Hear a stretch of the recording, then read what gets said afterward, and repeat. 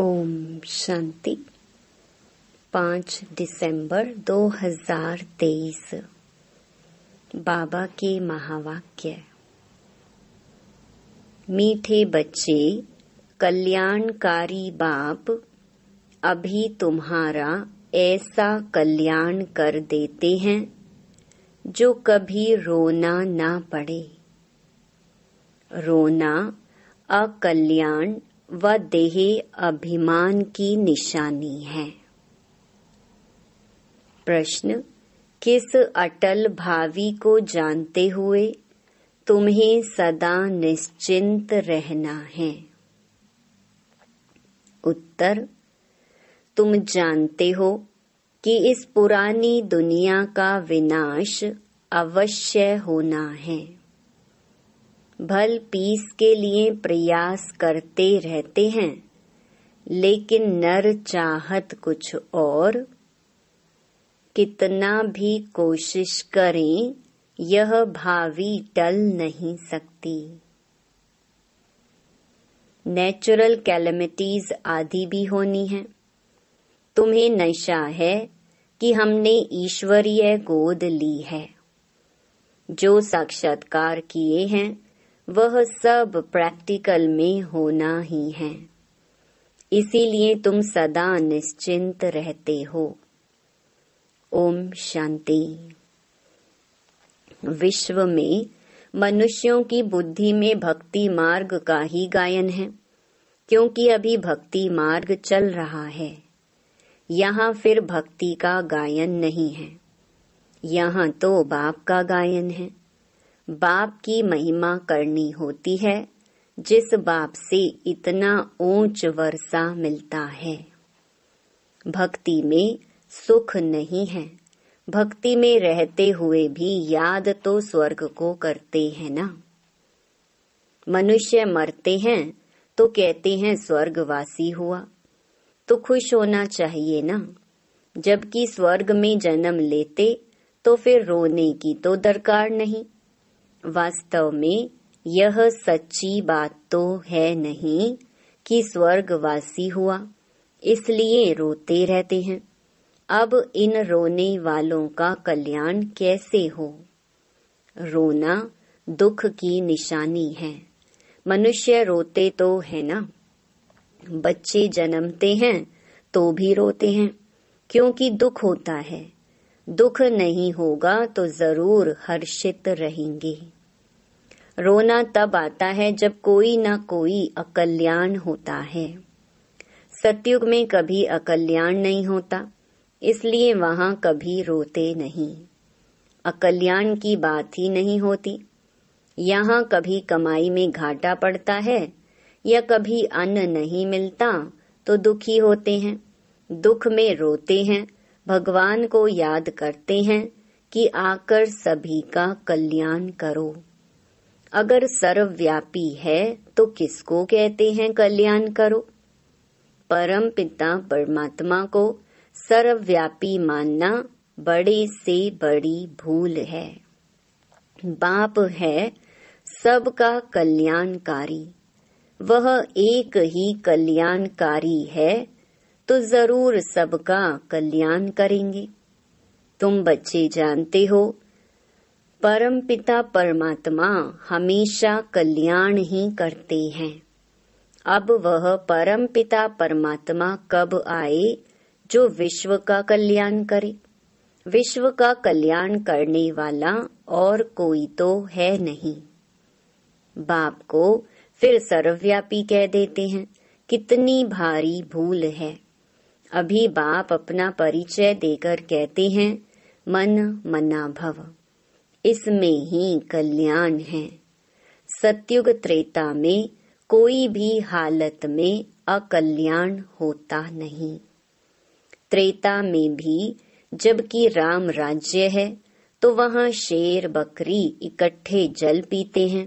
हम राम सीता के राज्य की इतनी स्तुति नहीं करेंगे, क्योंकि 2 कला कम हो जाने से कुछ न कुछ सुख कम मिलता है।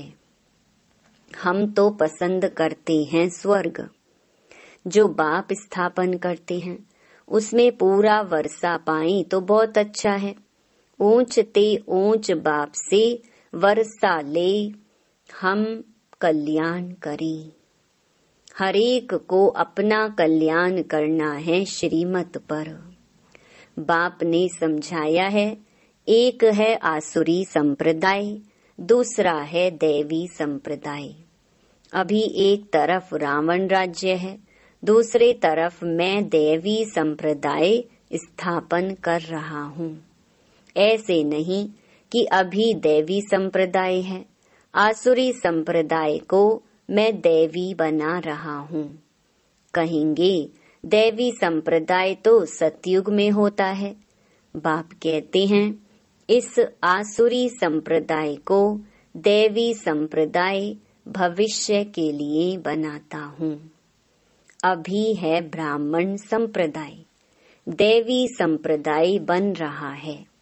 गुरु नानक ने भी कहा है, मनुष्य से देवता करत न लागी वार। परंतु कौन से मनुष्य हैं जिनको देवता बनाएंगे? वह ड्रामा के आदि मध्य अंत को तो जानते नहीं।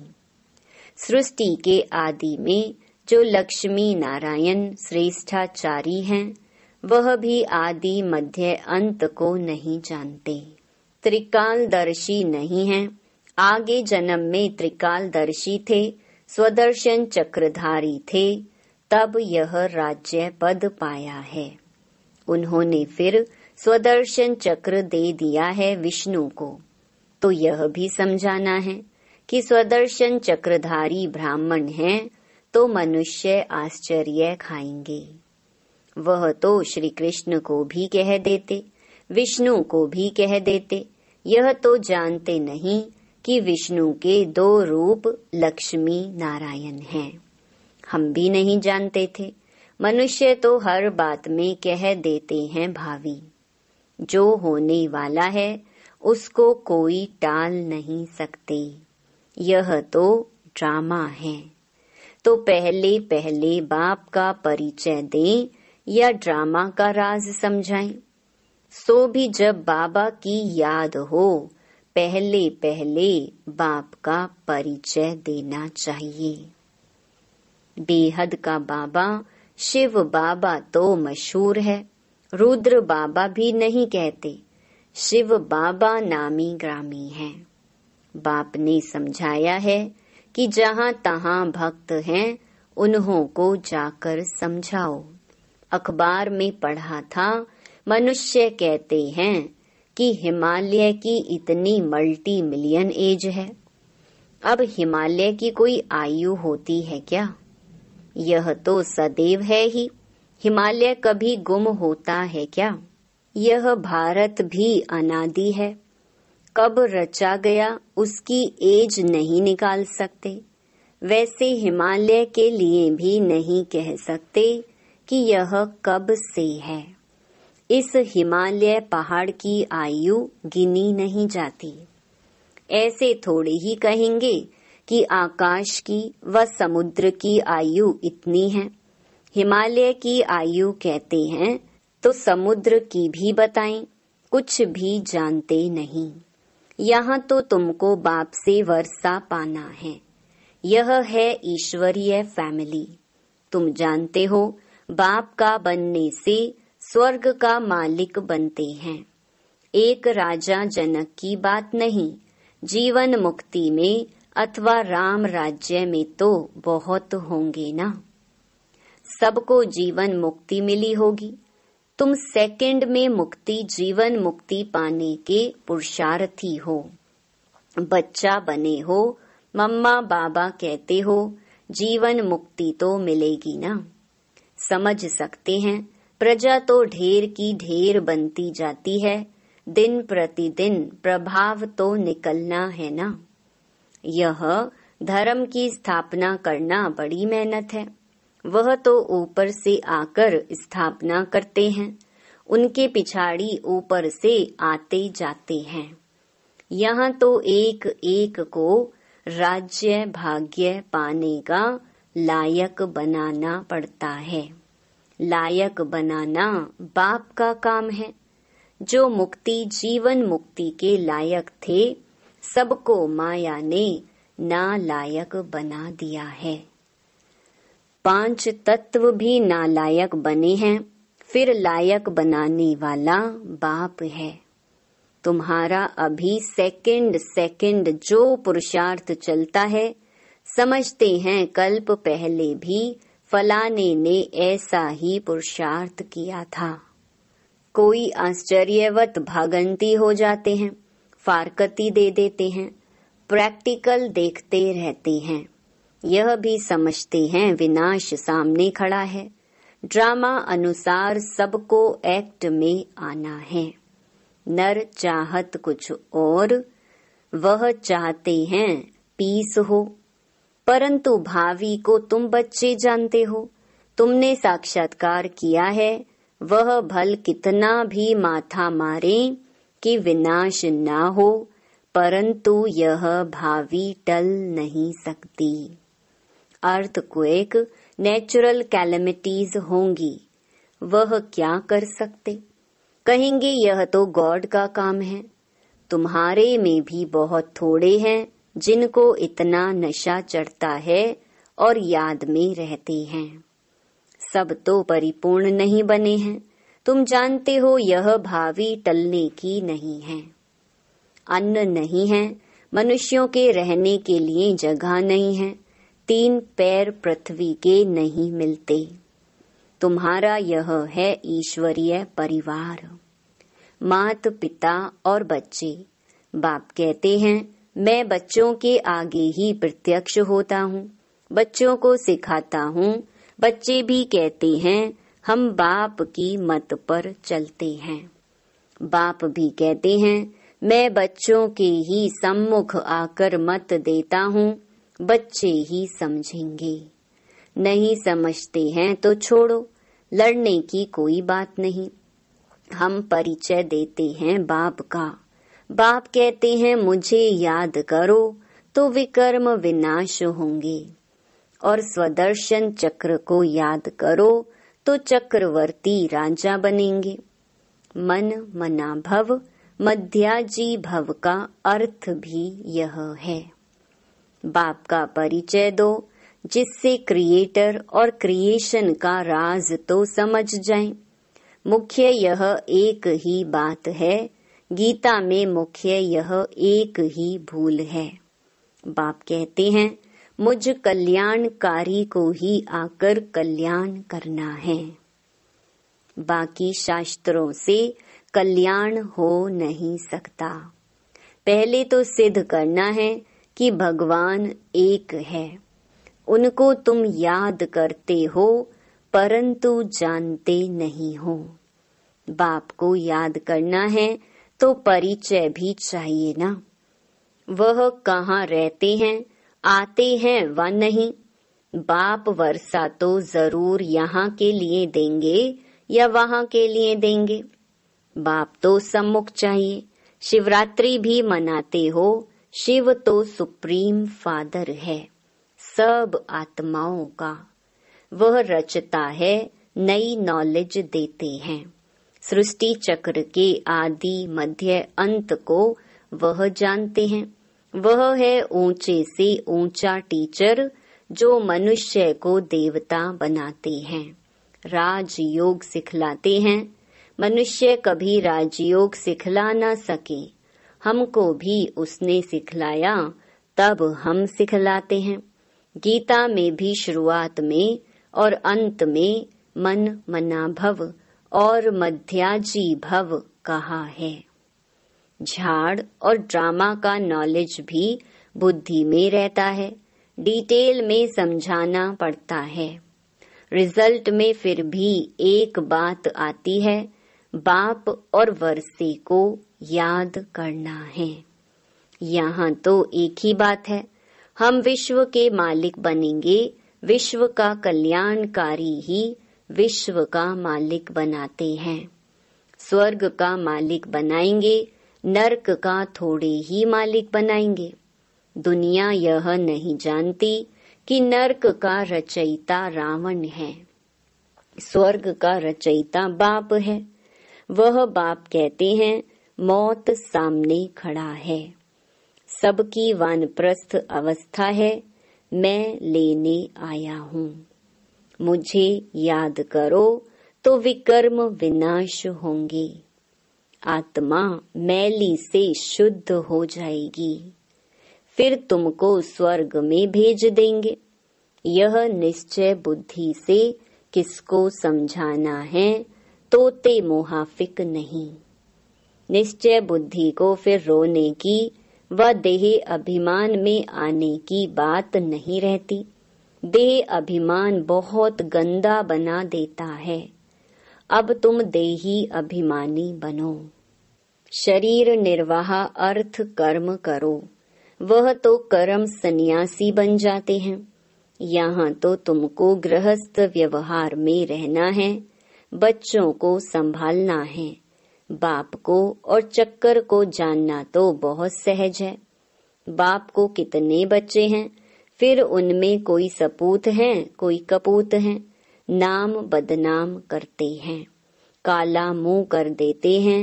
बाप कहते हैं काला मुंह नहीं करो, बच्चा बन और फिर काला मुंह करते हो, कुल कलंकित बनते हो। इस काम चिता से तुम सांवरे बने हो।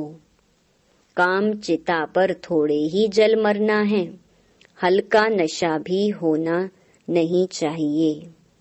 सन्यासी आदि अपने फॉलोअर्स को ऐसे थोड़े ही कहेंगे, वह रियलिटी में नहीं है।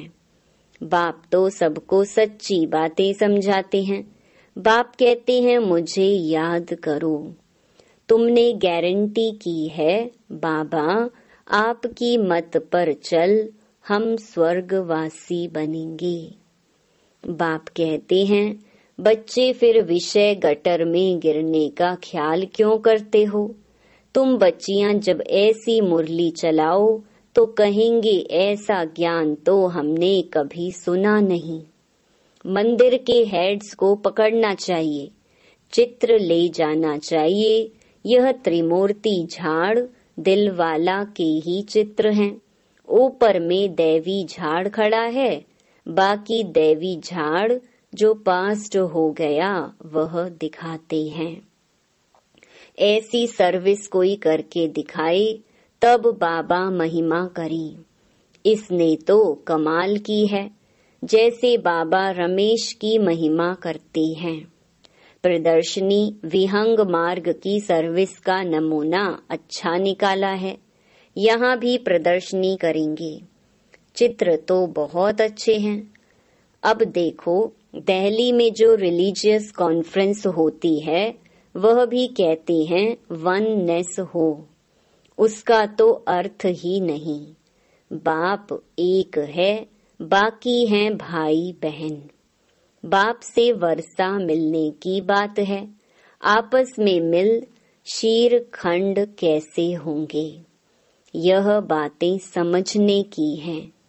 प्रदर्शनी की वृद्धि लिए युक्ति रचनी है। जो सर्विस का सबूत नहीं दिखाते उनको तो लज्जा आनी चाहिए। अगर 10 नए आए और 8-10 मर गए तो इससे फायदा क्या हुआ। अच्छा, मीठे मीठे सिकिलधे बच्चों प्रति मात पिता बाप दादा का याद प्यार और गुड मॉर्निंग। रूहानी बाप की रूहानी बच्चों को नमस्ते। धारणा के लिए मुख्य सार। पहला, शरीर निर्वाह अर्थ काम करते देही अभिमानी रहने का अभ्यास करना है। किसी भी परिस्थिति में रोना व देह अभिमान में नहीं आना है। दूसरा, श्रीमत पर अपना और दूसरों का कल्याण करना है। सपूत बन बाप का नाम बाला करना है। वरदान, व्यर्थ संकल्पों को समर्थ में परिवर्तित कर सहज योगी बनने वाली समर्थ आत्मा भव। कई बच्चे सोचते हैं कि मेरा पाठ तो इतना दिखाई नहीं देता, योग तो लगता नहीं, अशरीरी होते नहीं। यह है व्यर्थ संकल्प। इन संकल्पों को परिवर्तित कर समर्थ संकल्प करो कि याद तो मेरा स्वधर्म है। मैं ही कल्प कल्प का सहज योगी हूँ। मैं योगी नहीं बनूंगा तो कौन बनेगा। कभी ऐसे नहीं सोचो कि क्या करूं, मेरा शरीर तो चल नहीं सकता, यह पुराना शरीर तो बेकार है। नहीं, वाह के संकल्प करो, कमाल गाओ इस अंतिम शरीर की, तो समर्थी आ जाएगी। स्लोगन: शुभ भावनाओं की शक्ति दूसरों की व्यर्थ भावनाओं को भी परिवर्तन कर सकती है। ओम शांति।